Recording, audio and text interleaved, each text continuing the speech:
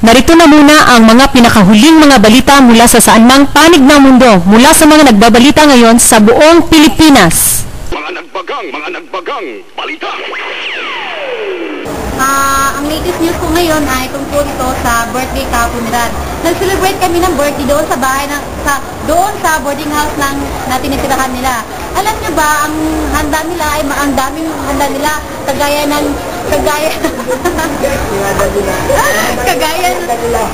manok, pato at marami pang iba. Ang saya-saya namin doon at nagkumain din kami ng cake.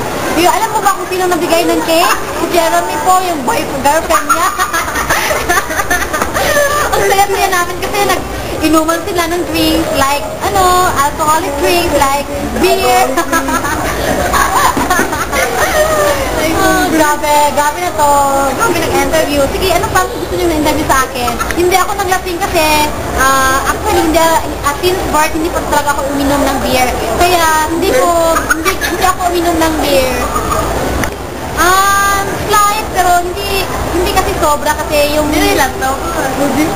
Yung kinain namin kahapon, manok lang at pato. Pero, okay lang yan kasi, nabusog naman ako. Super enjoy talaga ako sa mga kasama ko. Hindi lang sa mga kasama ko. Kundi sa mga food na hinanda sa amin. Yeah. At ako pa yung nag-prayer. Grabe. Mga nagbagang balita! Hello po mga pare, ito po ang Glenn Joke sa ngalan ng founder na si Glenn Cañones. Ako po si Dagul Roberto Manalag sa totoong buhay. At nais parating sa inyo na ako ang magiging host sa araw na ito. Kaya narito po ang mga eksenang kailangang pakinggan. Lights, camera, action. Anong hayop ng matamis?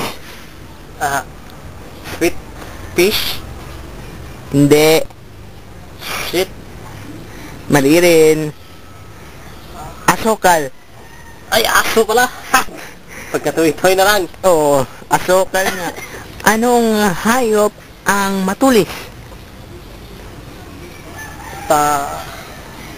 Tamsi? Mali. Ano pala? Katsilyo. Katsilyo. Kutsilyo. Katsilyo. Kutsilyo nga. Na may kasamang cat. Tama din. Oo. At yan po nagtatapos ang ating programa ngayon. Maraming salamat sa inyong walang sawang pagsubaybay sa Glenn Joke. Asahan niyong patuloy ang aming paghahatid ng mga jokes, balita at iba pa. Hanggang sa muli, ako po si Dagul Roberto Manalag sa totoong buhay at ito po ang Glenn Joke. I'm proud to be a Parikoy. Good night.